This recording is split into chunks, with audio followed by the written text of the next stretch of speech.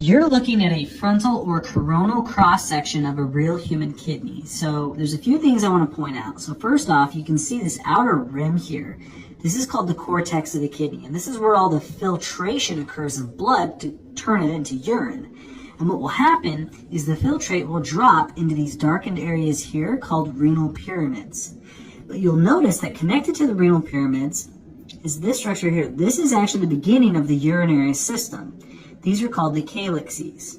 And then that'll connect to the renal pelvis, and then that'll go to the ureter. So what I want to talk about is, let's say you have too much water, right? You're overly hydrated. What will happen is in this area here, the filtration unit dips down into it. And what will happen is electrolytes will go into these tubes, and electrolytes attract water. So water will also get attracted to it, and then that water will stay inside of your urinary system, and then you will urinate that excess water out.